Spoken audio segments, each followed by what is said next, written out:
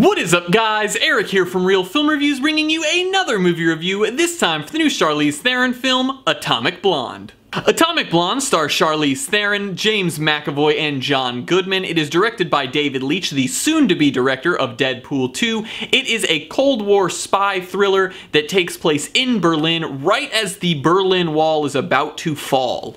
Charlize Theron is sent in by MI6, British Secret Service, to recover a list that was stolen by the KGB. And of course, when she gets to the city, she has her contact, who is James McAvoy, and everything isn't as it seems as this spy thriller slash sort of wannabe female John Wick film plays out. Now, with David Leitch directing Deadpool 2, I was actually somewhat excited for this film because I wanted to see what he can do with action, and this movie definitely has a large amount of action that takes place in it. Charlize Theron does a great job. Honestly, all of the performances in the film are really good. I love James McAvoy. You get to see him in a role that you haven't really seen him in any other film other than maybe Filth, and I enjoyed seeing that. And I also thought that Charlize Theron handled all of the action sequences themselves really well, doing a lot of her own stunts. The film is also actually a really interesting spy thriller. So I know from the trailers it kind of looks a lot like it's just a big heavy action film, but the aspect of the spy story plays a much larger role in the whole movie, and there's a lot of twists and turns and fun, interesting plot moments that take place because you're dealing with people that live in this world of espionage.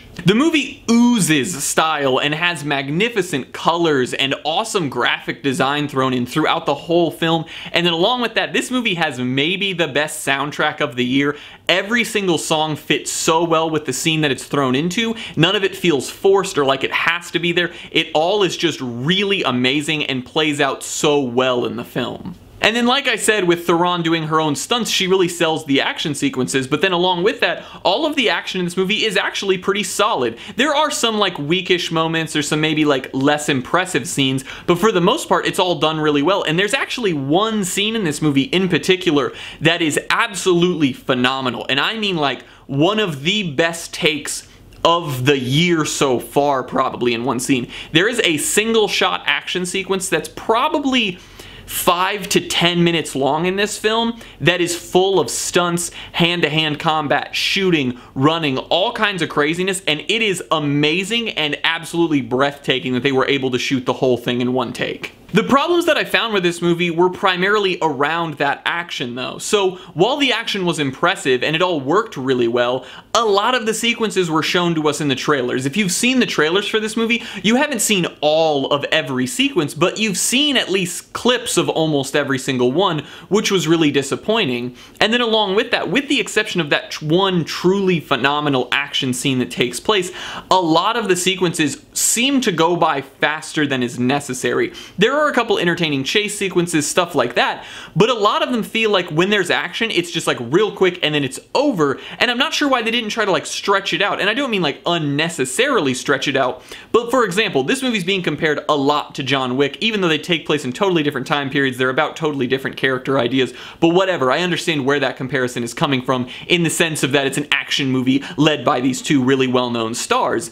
But in John Wick, every action sequence takes a while. Sure, there are really quick, cool moments that take place, but all of the big set-piece fight scenes last a while. You get your fill of the action before you go back to story. And I felt like, except for the one scene in this movie, most of the action was sort of just pretty fast or relatively quick and didn't seem to carry any weight, and then we would just move on to the next thing. And while a lot of those moments were still enjoyable because the performances were good, it just felt like the film needed more action. And then the other thing is that the film is told through flashbacks. So if you've seen the trailers, you see Charlize Theron sitting in a room talking to people, and basically she's recounting the actions that took place in Berlin. And there's nothing wrong with films being told that way, but the one key thing about it is it takes away some of the suspense when you're watching the film in flashbacks because you know certain characters are all right. And I thought that that was kind of disappointing that they chose to go that route with the story, but overall it didn't hurt the movie that much, but it sort of took away from any amount of the thriller aspect when it came to her character. Every other character there was still that suspense, but for her it was really lackluster since you knew it was being told through flashbacks. I'm gonna give Atomic Blonde a B-. This is a pretty awesome spy thriller with a lot of really amazing style to it, from the music to the graphic design. All of that stuff is really cool and I really enjoyed that. I felt the action was strong, but there wasn't enough of it, and also the spy story itself was a little easy to figure out by the time you got about halfway through the film. I figure most people could probably know what was going on and where it was going to end up. However, I still enjoyed it, and I think if you're looking for something in this sort of realm of action, espionage type of stuff, that you would enjoy this film. Well guys, as always, I'm Eric. If you enjoyed this review, please do like, subscribe, comment down below what you thought of Atomic Blonde, share everything we do here on Real Film Reviews, and I hope to see you guys later.